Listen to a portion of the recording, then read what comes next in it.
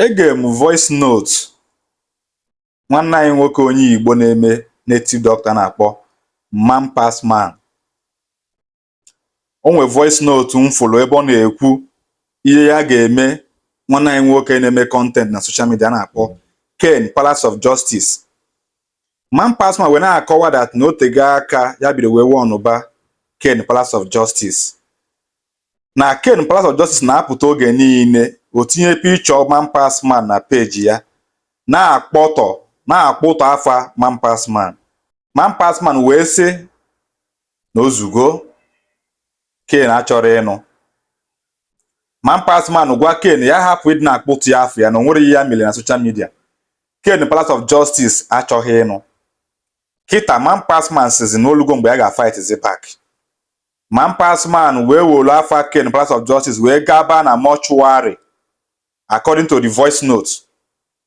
Wee sị that n'ihe melu ndị nọ na mortuary ma ndị na-aya ọya kidney ma ndị na-aya ọya liver ma ndị yalụ ọya sugar ma ndị ya fever ma ndị yalụ isi ma ndị ya blindness wee nwụọ n'ofu n'imefa ga-eme Ken Palace of Justice. That na ya achọ ka ya gbufuo Ken Palace of Justice. Ọkwa mmụ Igbo na-abụ ka na-ekwu ya, mmụ Igbo na-abụ onwekwe onye Hausa na ọkwa n'ime onye Yoruba na ọkwa n'ime ọ mmụ Igbo na-abụ. Man Pass Man onwe ya bụ dibịa ka ọ bụ bụrụ onye Igbo. Ken na onwe ya bụ content creator ka ọ bụ bụrụ onye Igbo. Febe ọ na-agbụ nfa mgba. Man Pass Man wee folu ntutu tazie now n'ebe ọ bụ na Ken ekweghị na ọ ga-aṅụ mmiri tọgbọ iko na ya nwa na onwe yazi ga-egbuzi Ken egbu. Ken Palace of Justice nke nwa ka anyị maka wee eme vidio a. Nwanne m nwoke kwechili ekwekwana ejukwa n'oyi continue kpụtaba afa Man Pass Man kpụtaba afia kpụtaba ekwekwana kwechili ebe na-akpụtọ afa mmadụ onye asị gị hapụ ya ngị hapụ ya na ya achọghọzi ya ka na-akpụtọ. Ken Palace of Justice nwanne m nwoke kwechili jisi ike kpụtaba dị afọ nwere ihe na-eme kwechili just ịmụlụ n'isi kwechili sie ike. Aha na ọya ọ ga-abụ na kwechili Ken kwechili ọkwa ihe akụ nchọ ka ekwuo Ken ọ dị unu ka onye chọrọ ịnụ advice. Ken Palace of Justice ọ dị unu ka somebody na-ege advice mmadụ. The only advice ga-agwa Ken na-abụ ya jisi ike n'ọlụ. Ịma na asị na ụkpa na okpoko ogbulu bụ ntị chili onye agha.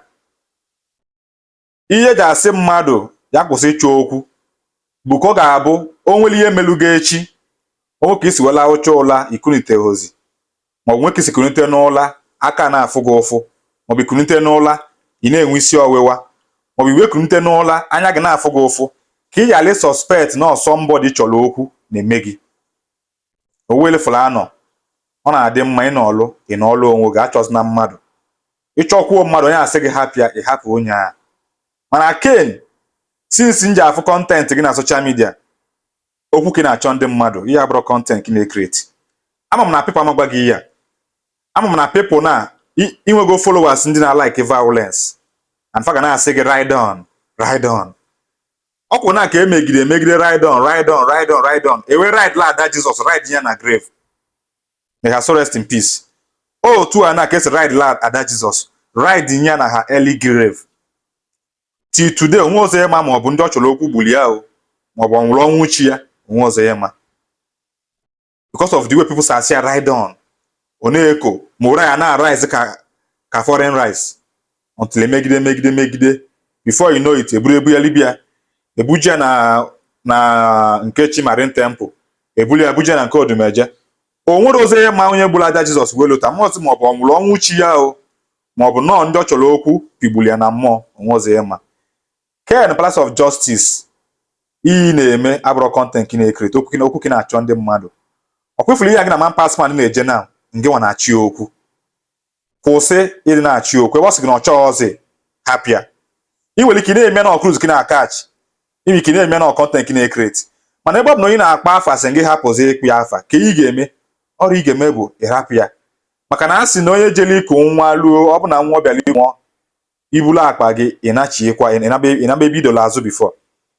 Ebe ọ bụ na Man Pass Man asịgo gị hapụ ya aka ihe anyị ji nọ na social media bụ ọ bụ na onwe nwanne anyị na-eme na-adịghị mma anyị correct onye a ọ bụrụ ka anyị na-agba onye a mgba, ọ bụrụ ka anyị na-akpụta afọ onye a, maka na a sị na ịkpụta afọ nwa ọgaranya ka ogbugbu ya mma.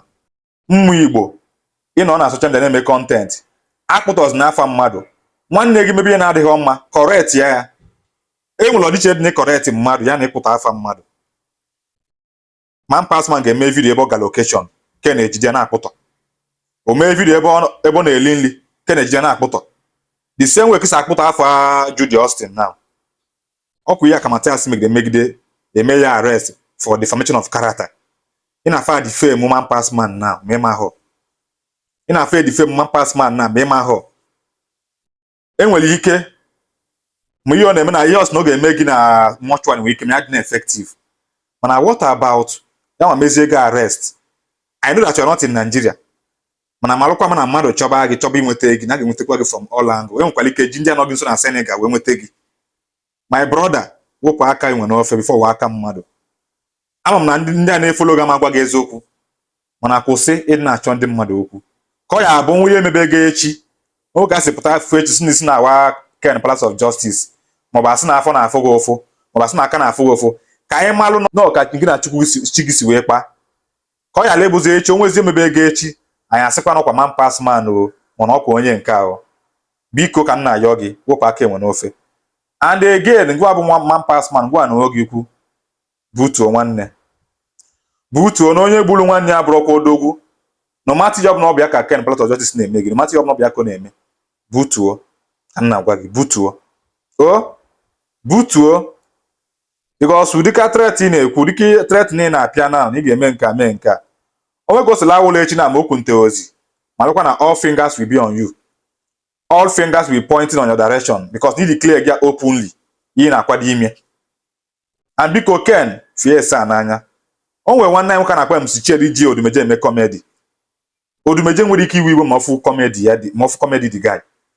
Odumeje nweghị ike iwe ma ọfụ connect that guy because that guy na-eme ndị mmadụ, ọ na-akpa ndị mmadụ ọchị. Ọ na-promote kwa Odumeje. Ndị na-post na page ga, ị na-cut off. You're not promoting them in any way. So ihe abụrụ na-ese promote mmadụ.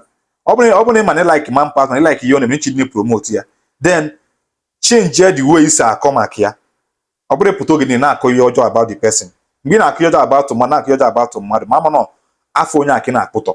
Daalụkwanụ.